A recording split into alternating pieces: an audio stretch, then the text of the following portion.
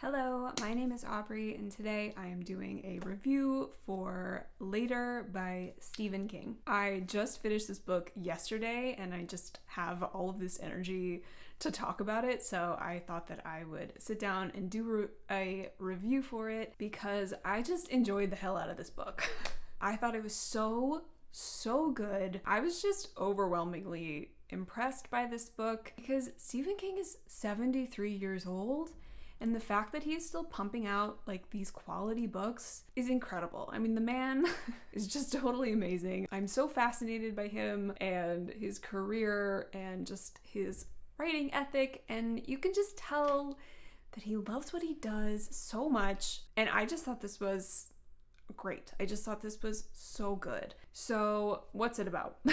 We are introduced to our main character named Jamie, who is this 22-year-old young man, and he is kind of recounting his life from the age of 6 to the age of 22. Mostly it's in his childhood, which if you are familiar with King, you will know that writing children and like adolescence is just such a strong suit of King. He does it so well. Stories like It, Gwendy's Button Box, even The Long Walk, which I read early last year. He just gets childhood and he gets what it's like to be a kid and the things that you sort of think about when you're a child, the things that stick out to you, that are important to you. He just does it so well, and he does it so well in this book. Mostly this is kind of a coming of age story, but it's got a supernatural twist because of course it does, again in sort of classic King returning to form. And I won't spoil what the supernatural element is because I think it is more fun to find out on your own.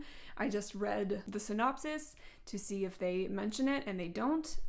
You do find out in the first chapter, so it's probably not like a huge spoiler, but I went into the book not knowing anything, and I think it's more fun to just go into the book not knowing anything and letting it surprise you. The story sort of takes you on a couple of different detours that all culminates kind of at the end. It's a relatively short book. I listened to it on audio, but I think the physical book is somewhere between 200 and 300 pages, and I just couldn't get enough of it. I mean, first of all, the audiobook narrator did an incredible job. I would highly recommend the audiobook if you like audiobooks / have access to audiobooks. I really enjoyed the narration. But yeah, I was metaphorically flipping pages in my mind. I just could not get enough of the story. I found it so engrossing. I was just so impressed. I mean, I'm always impressed by King. Like, he's just such a phenomenal writer, but I was especially impressed with how well he did the character's voice in this book. Jamie's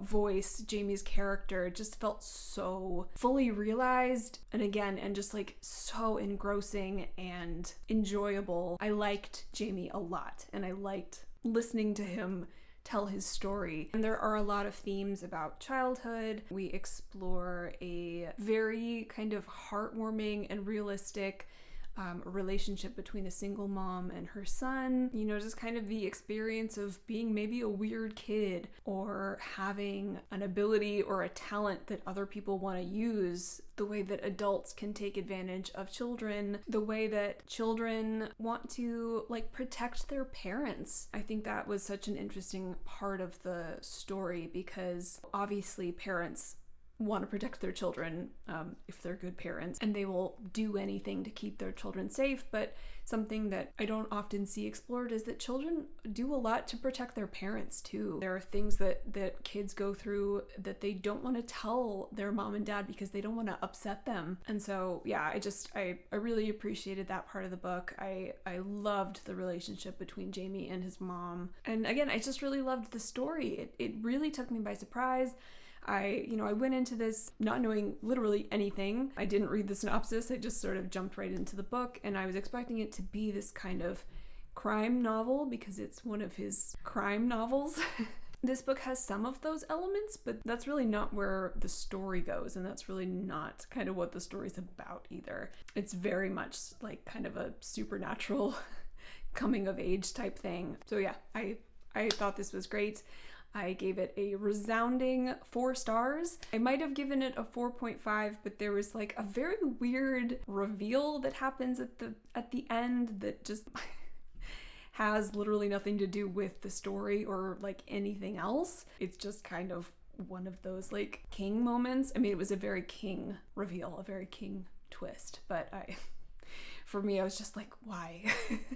But it doesn't ruin the story because it doesn't have anything to do with the story, but it was a little bit off-putting. So otherwise, like a resounding, solid 4 stars, so enjoyable, very fast-paced, very addicting, pretty scary. So I don't know, some parts like were like really creepy for me, and yeah, I loved it. So if you are a King fan and you maybe felt like you wanted to skip this one because you aren't into his crime stuff or you just weren't too sure about this one, I actually think that classic King fans will really love this one. I think this could even be a good place for people who have never read King and just want a good place to start. I think you will get more out of this book if you've read more King, because there were some references to like some multiverse stuff, but I do think it is a fine and very enjoyable story on its own, and you won't necessarily need to know any of that stuff like going into the book, but you might get more out of it if you do. So yes, that is my review. I hope you will think about picking this book up if you haven't yet. I really loved it. I hope you will too. Please like this video if you liked it and subscribe if you want to see more from me.